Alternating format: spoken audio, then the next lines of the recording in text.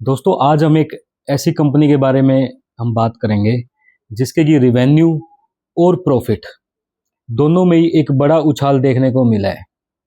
Company का नाम है साकार हेल्थ केयर।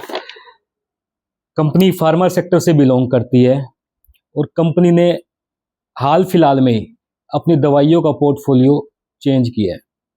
देखिए दोस्तों, प्रॉफिट में ब्रेकआउट और रिवेन्यू में ब्रेकआउट आने का मतलब ये है कि फॉर एग्जांपल किसी कंपनी का रिवेन्यू 100 करोड़ के आसपास चल रहा था, तो किसी साल ऐसा होता है कि वो 100 से सीधा 150 हो जाता है, या प्रॉफिट जैसे 50 चल रहा था 50 से 70 हो जाता है। तो उसको हम बोलते हैं कि प्रॉफिट और रिवेन्यू में एकदम से ब्रेकआउट आया या एकदम से कोई बड़ा उछाल आया है। हमने यही करेक्टरिस्टिक्स इस कंपनी के अंदर देखी। हमने देखा कि जिस कंपनी का प्रॉफिट 18 करोड़ के लगभग चल रहा था 2025 के अंदर, उसी कंपनी का प्रॉफिट 2026 के अंदर बढ़ के सीधा 30 करोड़ हो गया। और रिवेन्यू इस कंपनी का 178 करोड़ का चल रहा था, वो सीधा बढ़ के 252 करोड़ हो गया। उससे हमें ये लगा जैसे कि कंपनी के मार्जिन में कोई बढ़ोतरी हुई है। तो जब हम इस कंपनी के थोड़ा सा डीप में गए तो हमने चेक किया कि इस कंपनी के मार्जिन में बढ़ोतरी किस लिए हुई है।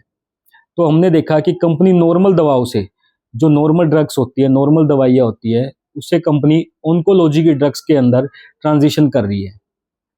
दोस्तों, फार्मा के जो एक कैरेक्टरिस्टिक्स होती है, जो कॉम्प्लेक्स जो ड्रग्स होती है उसके अंदर हमेशा ही मार्जिन ज़्यादा रहता है। तो जब इस कंपनी ने नॉर्मल फार्मा ड्रग्स से निकल करके और ऑन्कोलॉजी के अंदर जब ट्रांजिशन किया, तो कॉम्प्लेक्स ड्रग्स बनाने के कारण इस कंपनी के मार्जिन जो है वो तेजी से बढ़ने स्टार्ट हो गए। दोस्तों, ये एक एक्सपोर्ट कंपनी भी है, इसको आप एक्सपोर्ट कंपनी बोल सकते हैं, क्योंकि लगभग 60 से 70% ये एक्सपोर्ट ही करती है। काफ़ी देश जैसे European union, UK, Africa, Latin America, Canada, ये विदेशों में 60 कंट्रियों में लगभग अपना एक्सपोर्ट करती है।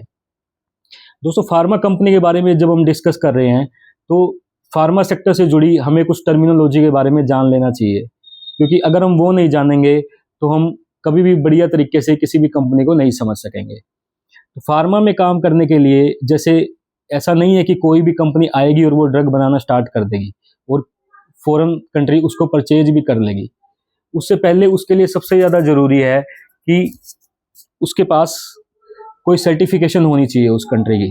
जैसे फॉर एग्जांपल अब ये कंट्री यूरोपियन कंट्री के अंदर एक्सपोर्ट कर रही है, तो इनके पास एक सर्टिफिकेशन है, उसको बोलते हैं ईयू जीएमपी सर्टिफिकेशन। अब ईयू जीएमपी का मतलब क्या है कि यूरोपियन यूनियन में गुड मैन्युफैक्चरिंग फैसिलिटी, मतलब वो एक सर्टिफिकेशन देते हैं, उसके बाद ही कोई कंपनी जो है अपनी मेडिसिन को यूरोपियन यूनियन में ट्रांसफर कर सकती है या फिर सेल कर सकती है। सेकंड टर्मिनोलॉजी हम इसके बारे में डिस्कस करते हैं, वो है एपीआई।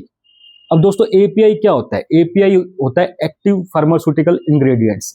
एपीआई को आप सामान्य भाषा में ये मान के चले कि एपीआई एक तरह से इस ड्रग्स के लिए रॉ मटेरियल का काम करता है।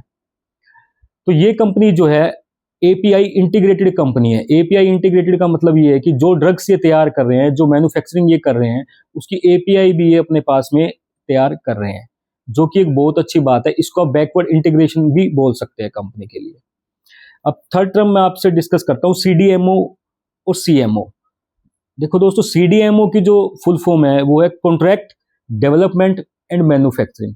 अगर आप नाम से ही देखेंगे आपको पता लगेगा कि कंट्रैक्ट डेवलपमेंट का मतलब ये दूसरी कंपनियों के साथ करार करती है, कंट्रैक्ट करती है बड़े क्लाइंट्स के साथ, और उनके लिए ड्रग्स को डेवलप भी करती है और मैन्युफैक्चर भी करके देती है।